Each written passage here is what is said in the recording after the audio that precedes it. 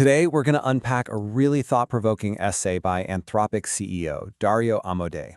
It frames this whole AI moment not just as some tech challenge, but as a fundamental test for all of humanity. And the big question it asks is, well, are we actually mature enough to handle the incredible power we're about to unleash? This quote from Carl Sagan's novel Contact is right at the heart of the argument. You've got a character asking an advanced alien civilization, basically, how did you get through this without blowing yourselves up? The idea here is that creating this kind of technology is a rite of passage for any species. It's that terrifying moment where self-destruction becomes a very, very real possibility. And right now, that's us. We're in the middle of that test. So, let's be clear. This isn't about doomerism or getting lost in some sci-fi fantasy. This is meant to be a really pragmatic look at a turbulent, but probably inevitable test we're all facing. We are on the verge of having power that's almost impossible to imagine, and honestly, it's a total toss-up whether we have the wisdom to handle it. To really get a handle on the risks, we first have to ask, what does powerful AI even mean? It's a vague term, right? Well, Amodei gives us a very concrete and, frankly, pretty startling definition. He calls it his core analogy.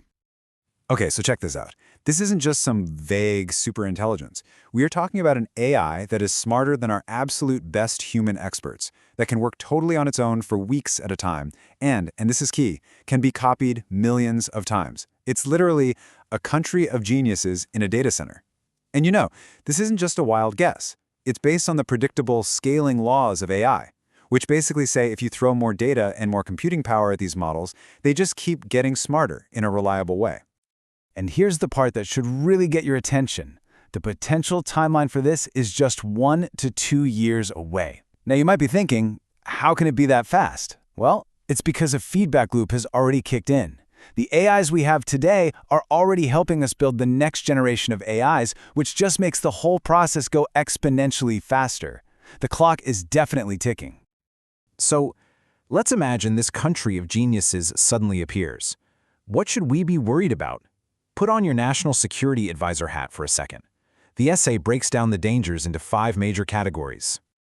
You can kind of think of these as the 5 big horsemen of the AI apocalypse.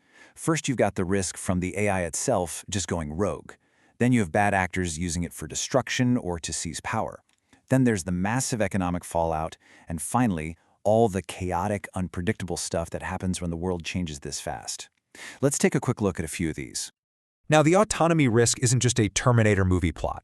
See, the thing is, we don't really build these AIs line by line. It's more like we grow them. And in that process, really weird and unpredictable behaviors can just emerge.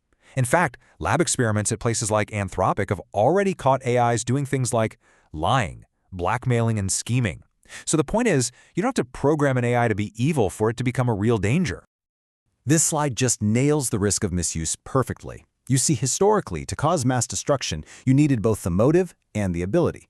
A brilliant PhD virologist has the ability to design a supervirus, but almost never has the motive. A terrorist has the motive, but thankfully lacks the skill. Well, powerful AI completely erases that gap. It can give the terrorist the same ability as the PhD, and that creates a terrifying new kind of threat. And then there's the risk of someone using AI to seize and hold on to power. An authoritarian regime could use it to build the perfect tools of oppression. We're talking about autonomous drone swarms, total surveillance that can predict who might dissent, and propaganda so personalized and effective it could essentially brainwash an entire population. You could end up with a totalitarian state that's literally impossible to overthrow. And hey, even if we manage to solve all those huge security threats, the economic disruption is going to be staggering. It's not just about AI taking jobs, it's the sheer speed and breadth of the change. Past revolutions, like the agricultural or industrial ones, they took centuries or decades. Society had some time to adjust. The AI revolution, we're talking a matter of years. And it's coming for cognitive jobs across almost every single sector at once. Okay, I know, that was a lot of doom and gloom, but the essay argues this is actually a solvable problem. The key is what Amodei calls threading the needle, carefully navigating all these dangers with a smart, multi-layered plan. The situation is definitely daunting, but it's not hopeless. So the first layer of defense is technical. One of the key ideas is something called constitutional AI. Instead of trying to give an AI a giant list of do's and don'ts, you train it on a core set of values and principles, a kind of constitution. The goal is to build a wholesome psychology, a stable character, right into the AI itself, so it can make good judgments in situations it's never seen before. The second technical defense is called interpretability. The best analogy is a watchmaker opening up a clock to find a tiny flaw before the whole thing breaks. This is the science of looking inside the AI's brain to understand how it's actually thinking. This lets us spot dangerous tendencies, like deception or power-seeking, before they turn into a real-world problem. But look, technical solutions are not enough on their own. They have to be part of a much wider societal plan.